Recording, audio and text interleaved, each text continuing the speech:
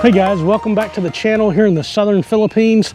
Today I'm gonna do something a little bit different from my channel. Usually I concentrate on where I'm at, like here in the Philippines or in another country I'm in, but I've been getting a lot of comments on different videos, so I'm gonna address the United States today, which is my home country, and how I feel about it, some of the negatives after living 2 years abroad.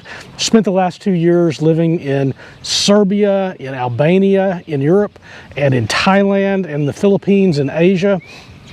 And I had recently contemplated going back home to the United States, either temporarily or for longer term.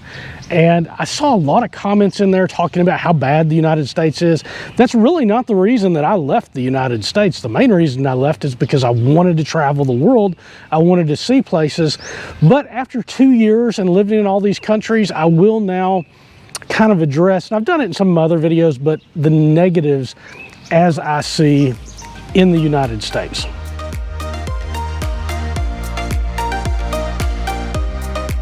And before I even get into the details, I do want to say from the outset, I don't hate the United States. It's not like I'm a US hater or anything. It's my country. I care about it. I care about the people there. I disagree with my government quite a bit, but that doesn't necessarily translate to the country itself. So we'll get that out of the way first. Now, the biggest thing that is a negative to me about the United States is the cost of living. And I've talked about that in various different videos that I've done on my channel. And it's that I can go abroad to lots of different countries, have as good or a better lifestyle for a fraction of the cost that I would spend in the United States. So when I was in the United States and I owned a law firm, I was an attorney, I am an attorney there, and I had my office expenses, my salaries and stuff I had to pay, employees, insurance, taxes and everything on top of just my regular living expenses. And so we're talking that I'm spending easily 5 figures a month before I even get into the tax situation, because that's just part of the nature of running your business. And when I come abroad, first of all, I can lower those overheads, still basically do the same job, maybe not make as much money, but take home more, or at least put in the bank, more of the money than I would back in the United States. And that's because the cost of living as far as housing, sometimes utilities, people that you hire is so much more affordable once you're outside of the United States.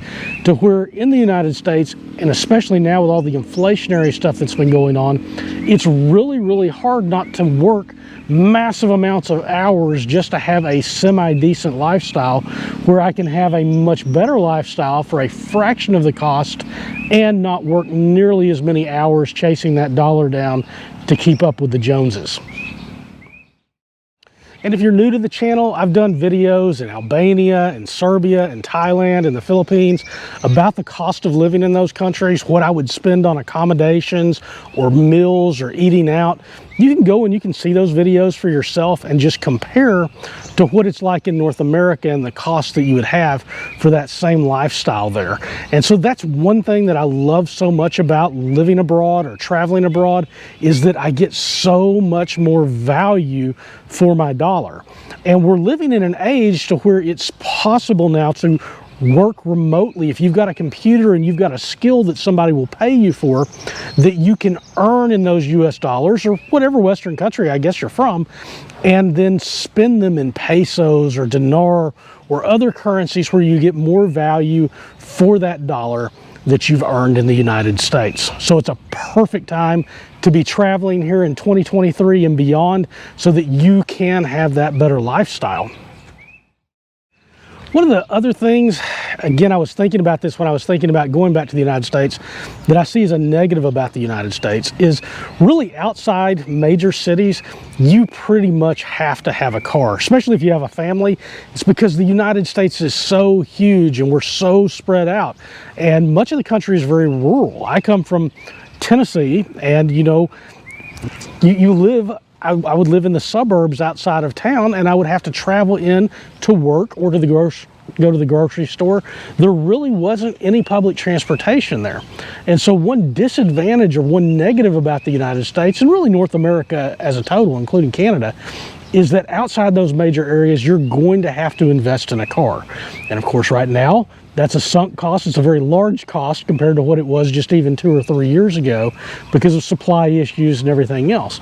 But when I travel the world and go to places like in Europe, in Asia, there is public transportation or at least a means to get around. Like for instance, right now, I'm here in the Philippines and I've got a motorbike, which obviously I'm not going to put my whole family on, but that I can get around much more affordably than I would buying a car. Now, I could get a motorcycle in the United States, but that same exact one would be 3 times as much in the United States, because I was actually looking at that just to have one as a hobby when I got back.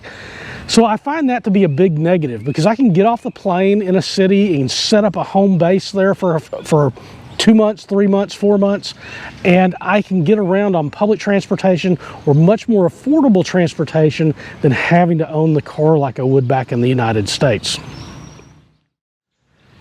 The United States has just become so divisive and so at war with each other that when I was leaving, it was really bad. I was there.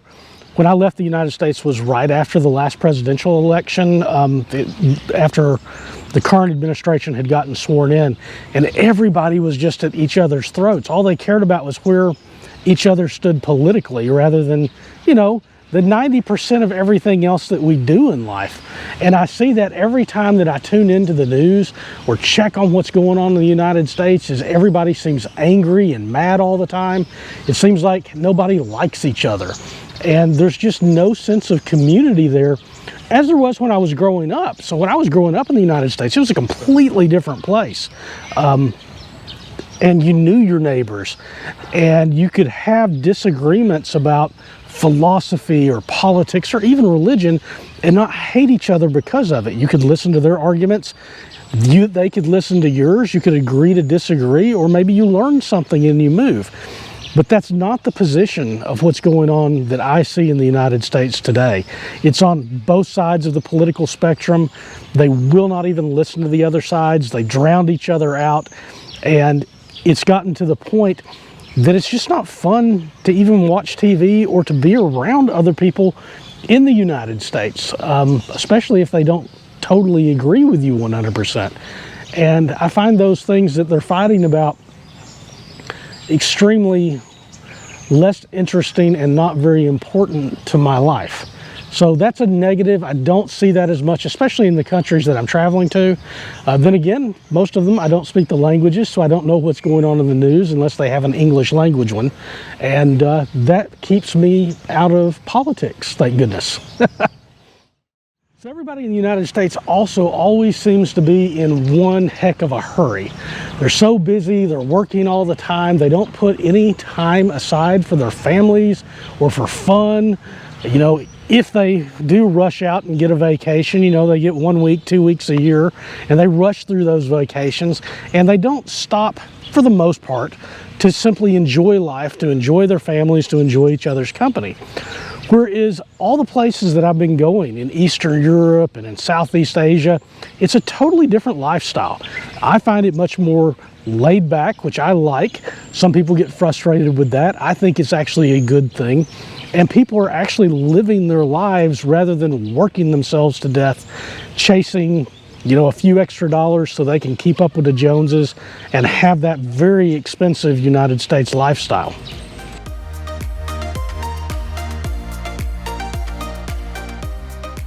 The United States just isn't free like it used to be 20, 30 years ago. We've given up so much of our freedoms.